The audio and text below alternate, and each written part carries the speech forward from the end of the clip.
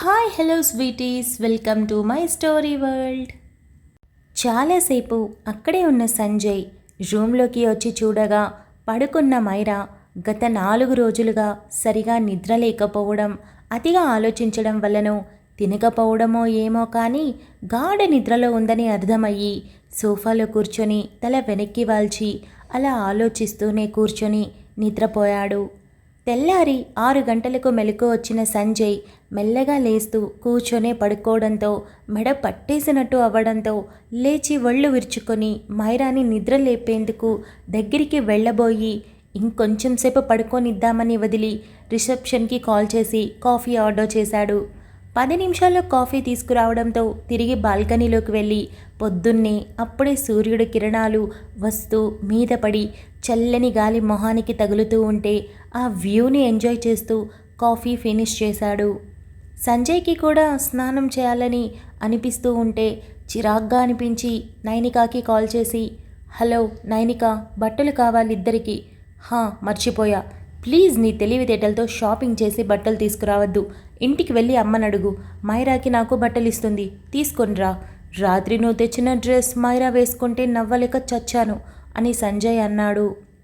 అదేంటి, నేను మంచి బ్లాక్ కలర్ డ్రెస్ తెచ్చాను కదా అని నైనిక నిద్రమత్తుగా అడిగింది. బ్లాక్ కలర్ డ్రెస్నా? అదేదో ఎల్లో కలర్ తెచ్చా, పైగా అది వేసుకుంటే అచ్చం భూతంలా ఉంది. చూస్తే అదేదో మ్యాజిక్ షోలో కనిపించే జోకర్లా ఉంది. నవ్వలేక చచ్చానంటే నమ్ము అని సంజయ్ అప్పుడు కూడా మైరాని తలుచుకుంటే నవ్వొచ్చి నవ్వుతూనే చెప్పాడు. రియల్లీ, నేను డిస్ప్లేలో బొమ్మకి వేసి ఉంటే అది ప్యాక్ చేయమన్నాను. కన్ఫ్యూజ్ అయ్యి పక్కన ఉన్నదేమైనా ప్యాక్ చేశారేమో అని నైనిక కూడా నవ్వి, సరే నేను ఇంటికి వెళ్ళి తీసుకొస్తాను అని చెప్పి కాల్ పెట్టేసింది. సంజయ్ ఫోన్ పెట్టేశాక కూడా మైరా రూపాన్ని తలుచుకొని నవ్వుతూనే వెనక్కి తిరిగేసరికి ఒక్క క్షణం దడుచుకొని వెనక్కి పడబోయి రైలింగ్ పట్టుకొని గుండె మీద చెయ్యి వేసుకొని తనకి 2 అడుగుల దూరంలో జుట్టు ఊడిపోయి ఆ పొడవాటి డ్రెస్లో నిజంగా దయ్యంలాగే నిలబడుకొని తననే చూస్తున్న మైరాని చూసి అద్దిరిపడ్డాడు. మైరా అలాగే చూస్తూ ఉండడంతో, సారీ, నైనికాకి మంచి డ్రెస్ తీసుకురమ్మని చెప్పానులే అని అంటూ ఉండగానే మైరా కళ్ళు మెల్లగా మూతలు పడుతూ ఉంటే అలానే కింద పడిపోయింది. సంజయ్ ఒక్క క్షణం షాక్ అయి పెదవుల మీద నవ్వు చెరిగిపోయి వేగంగా వెళ్ళి మోకాళ్ల మీద కూర్చొని మైరా మైరా అని తన చెంపల మీద తట్టి తట్టి లేపాడు. మైరా లేవకపోవడమే కాకుండా తన చెంపల్ని ముట్టుకున్న సంజయ్ చేతులు కాలిపోవడంతో హై ఫీవర్ వచ్చింది అని వెంటనే అర్థమయ్యి ఎత్తుకొని బెడ్ మీద పడుకోబెట్టి ఫస్ట్ ఎయిడ్ కిట్లో ఉన్న థర్మామీటర్ తీసి మైరా ఫీవర్ చెక్ చేశాడు. 102 దాటడంతో వెంటనే అందులోనే ఉన్న ఫీవర్ ట్యాబ్లెట్ తీసి తట్టి బలవంతంగా లేపడానికి ట్రై చేసిన మైరా లైట్గా కళ్ళు తెరిచింది కానీ పూర్తిగా స్పృహలోకి రాలేకపోవడంతో బలవంతంగా తన నోట్లో ట్యాబ్లెట్ వేసి వాటర్ తాగించి సరిగ్గా పడుకోబెట్టాడు. సంజయ్ వెంటనే తెలిసిన డాక్టర్కి కాల్ చేసి ఫీవర్ ఇంత ఉంది అంత ఉందని చెప్పి లైట్గా నెక్ కట్ అయిన విషయం చెప్పి మెడిసిన్స్ అన్నీ మెసేజ్ చేయమని చెప్పాడు. వెంటనే తనకి మెసేజ్ రావడంతో దాన్ని నైనికాకి సెండ్ చేసి వస్తూ ఇవి కూడా తీసుకొనిరా అని మెసేజ్ చేశాడు. నైనిక ఓకే అని చెప్పడంతో ఫోన్ పక్కన పెట్టి కూర్చున్నాడు.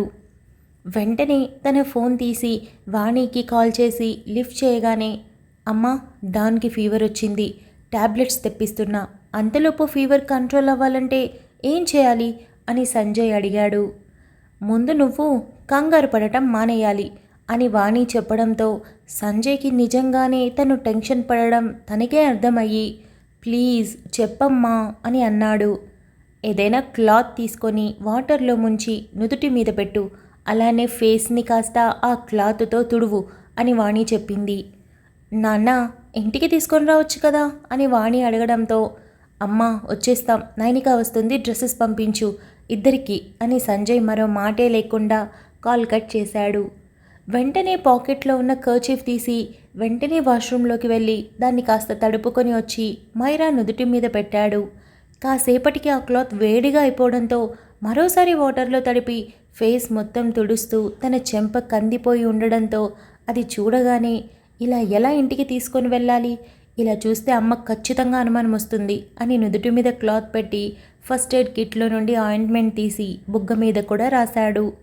ఒక గంటలో నైనిక అటు సంజయ్ వాళ్ళ ఇంటికి వెళ్ళి డ్రెస్సెస్ వాణి కవర్లో పెట్టి ఉండటంతో తీసుకొని అలానే దారిలో మెడిసిన్స్ తీసుకొని హాస్పిటల్కి వచ్చి కాల్ చేసింది. సంజయ్ మైరాకి డిస్టర్బెన్స్ లేకుండా డోర్ లాక్ చేసుకొని వెళ్ళి నైనిక దగ్గర కవర్ తీసుకొని థ్యాంక్ యూ సో మచ్ అని హార్ట్ఫుల్గా చెప్పాడు. No need. ఫీవర్ ఏంటి అంటే నిన్న జరిగిన స్ట్రగుల్లో బాడీ బాగా స్ట్రెస్ అయినట్టుంది, పైగా మెంటల్లీ వీక్గా ఉంది కదా, అందుకేనా అని నైనిక అడిగింది. అవుననుకుంటా, వాణ్ణిన చాలా దారుణంగా బిహేవ్ చేశాడు. చెంప కందిపోయింది. ఎలా తనని తీసుకొని ఇంటికి వెళ్ళాలి? మెడ మీద కత్తిగాటు, భుజం మీద. ఇక సంజయ్ చెప్పలేక అసలు రాస్కెల్ గురించి నేను ఇంతవరకు కనుక్కోనేలేదు, కాల్ చేయాలి అని సంజయ్ అన్నాడు. సంజు, నా మాట విని ఇంటికి వెళ్ళు, అక్కడైతేనే బెటర్. ఇలా ఒకే ఊర్లో ఉంటూ దాక్కోవడమేంటి? ఇకపోతే తన చెంప కందిపోవడం ఇంట్లో చూస్తే డౌట్ వస్తుంది, అంతే కదా అని తన హ్యాండ్ బ్యాగ్లో నుండి ఒక బ్యూటీ ప్రోడక్ట్ తీసి సంజయ్ చేతిలో పెట్టింది.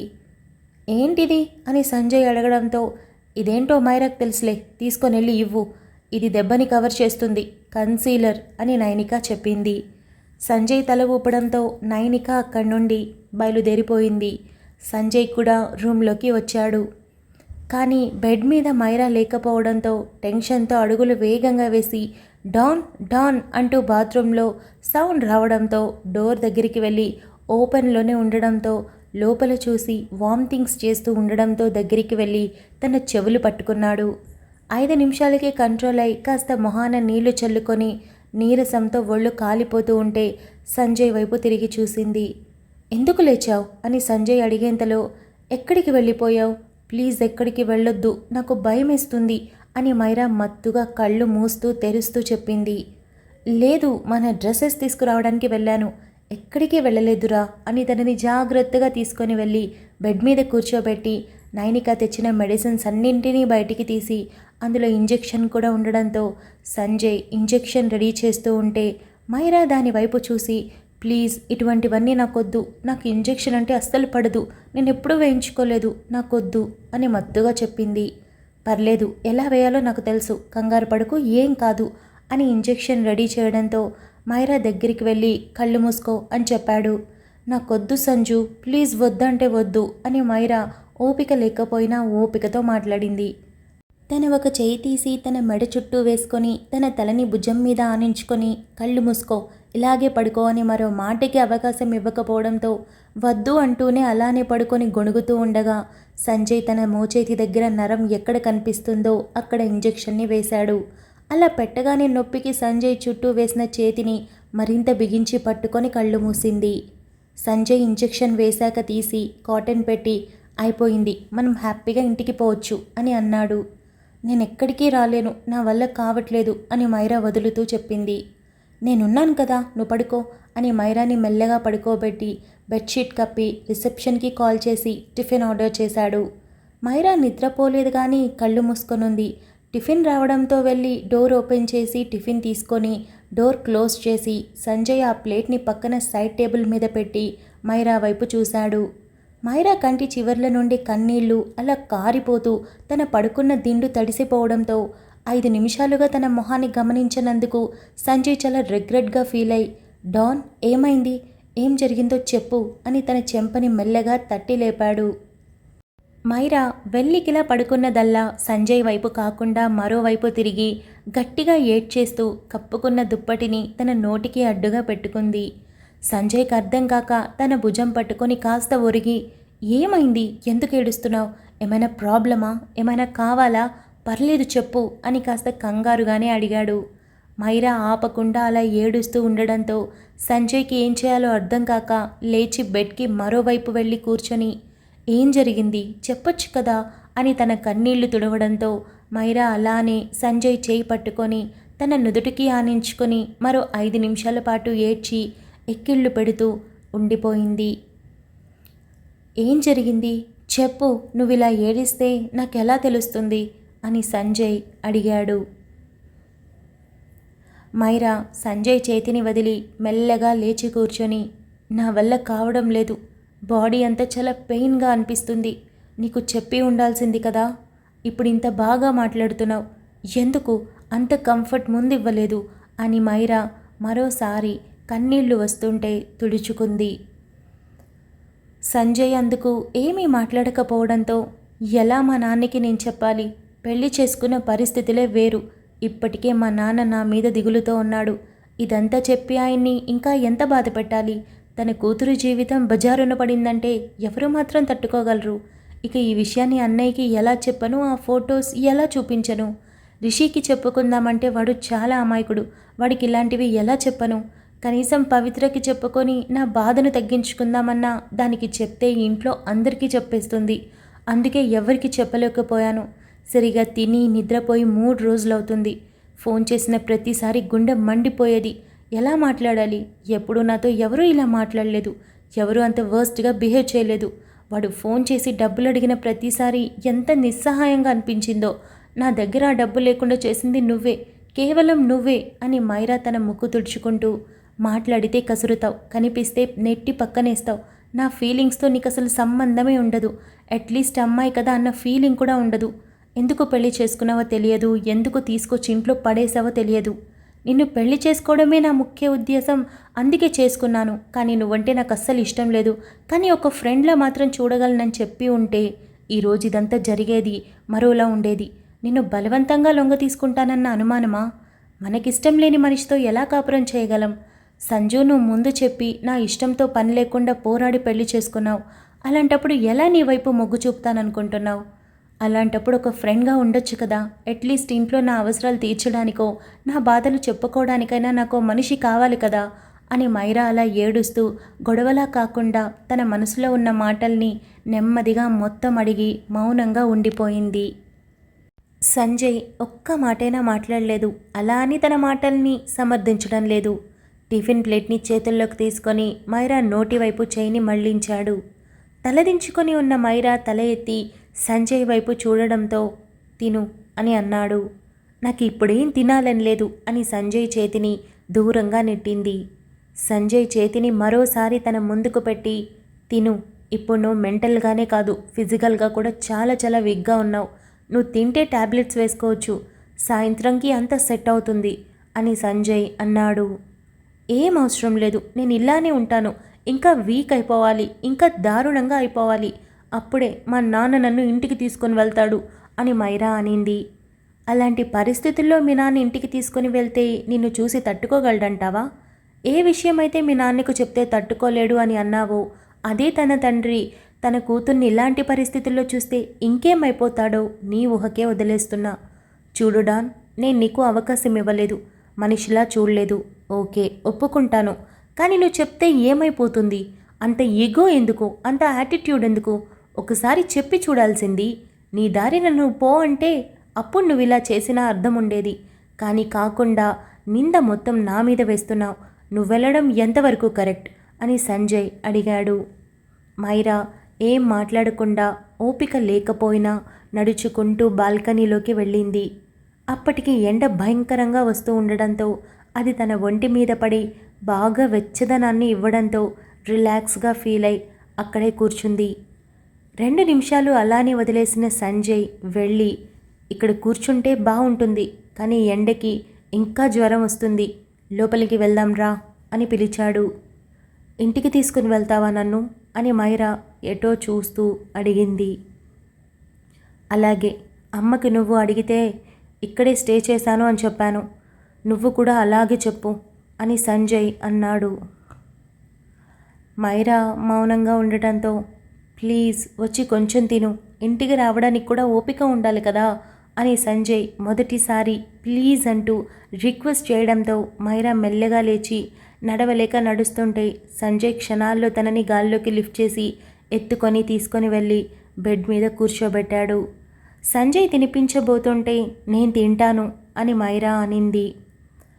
ప్లేట్ తనకే ఇవ్వడంతో మైరా బ్రష్ చేసుకోలేదని తెలిసి ఏం చేసే ఓపిక లేక అలానే సగం ఇడ్లీ తిని హ్యాండ్ వాష్ చేసుకుంది. 5 నిమిషాలు గ్యాప్ ఇచ్చి సంజయ్ వరుస పెట్టి టాబ్లెట్స్ ఇవ్వడంతో మైరా ఓపికగా ఒక్కొక్కటి వేసుకుంది. డాన్, నైనిక వేరే డ్రెస్ తెచ్చింది, మార్చుకోగలవా లేదా ఇలాగే వస్తావా అని సంజయ్ అడిగాడు. మార్చుకుంటాను అని మైరా అనడంతో డ్రెస్ బెడ్ మీద పెట్టి నేను బయట ఉంటాను, బాత్రూంలోకి వెళ్ళకు, ఇక్కడే చేంజ్ చేసుకో అని చెప్పి వెళ్ళిపోయాడు. మైరా మెల్లగా లేచి డ్రెస్ చేంజ్ చేసుకుంటూ, దేవుడా, ఈ నైనికాకి అసలు ఏం తెలియదనుకుంటా అని చిరాగ్గా ఫీల్ అయింది. 10 నిమిషాల తర్వాత సంజయ్ డోర్ ఓపెన్ చేసి రావచ్చా అని అన్నాడు. హా అని మైరా అనడంతో డోర్ క్లోజ్ చేసి లోపలికొచ్చి మైరాని చూసి షాక్ అయి, ఏంటిది అని సంజయ్ అన్నాడు. ఏం చేయను, ఆవిడ గారు ఇలాంటి బట్టలు తెస్తే ఇప్పుడు నేనున్న పొజిషన్కి ఈ టైట్ ఫిట్టింగ్ మ్యాక్సీ డ్రెస్కి ఏమైనా సంబంధం ఉందా? ఎవరైనా చూస్తే ఎంత చిరాగ్గా అనిపిస్తుంది, నాకే చాలా అని మైరా మాట్లాడడం ఆపింది. తనకి నీకు ఫీవర్ ఉందని నేను చెప్పలేదు, అందుకే ఇలా మంచి డ్రెస్ తెచ్చినట్టుంది అని సంజయ్ అన్నాడు. తను నన్ను చాలాసార్లు చూసింది కదా, ఒక్కసారైనా నేను మోడ్రన్ డ్రెస్సెస్ వేసుకున్నానా? రేస్కి వెళ్ళేటప్పుడు తప్ప ఎప్పుడు ఇలాంటి బట్టలు వేసుకోలేను, నాకు నచ్చదు అని మైరా చెప్పి బెడ్ మీద కూర్చొని ఊడిపోయి ఉన్న తన జుట్టుని పైకి ముడిపెట్టుకుంది. ఇట్స్ ఓకే, విడిచిన డ్రెస్ కన్నా ఇదే బెటర్, బయలుదేరదామా అని సంజయ్ అన్నాడు. కవర్లో నీ డ్రెస్ కూడా ఉంది అని మైరా చెప్పింది. ఎలాగో వెళ్ళిపోతాం కదా, ఇంటికి వెళ్ళాక ఫ్రెష్ అవుతాను అని సంజయ్ మైరా దగ్గరికి వెళ్ళి తన చేతిని ఇచ్చాడు. కూర్చొని ఉన్న మైరా సంజయ్ చేతిని అలాగే తల ఎత్తి తన మొహాన్ని చూసి తన లెఫ్ట్ హ్యాండ్ని సంజయ్ చేతుల్లో పెట్టింది.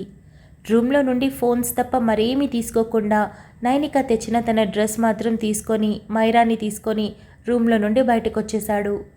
లిఫ్ట్లో నుండి రిసెప్షన్కి, అక్కడి నుండి పార్కింగ్లోకి వెళ్ళేసరికి మైరాకి విపరీతమైన నీరసం రావడంతో కారులో కూర్చోబెట్టి సీట్ బెల్ట్ వేస్తూ దగ్గరగా ఉన్న మైరా మొహాన్ని ఒక క్షణం చూసి మరోవైపుకు వచ్చి కూర్చొని డ్రైవింగ్ స్టార్ట్ చేశాడు. అటు ఇటుగా ఇంటికి చేరుకునేసరికి అరగంట పైన పట్టడంతో అప్పటికి మైరా చాలా డీప్ స్లీప్లో కనిపించింది.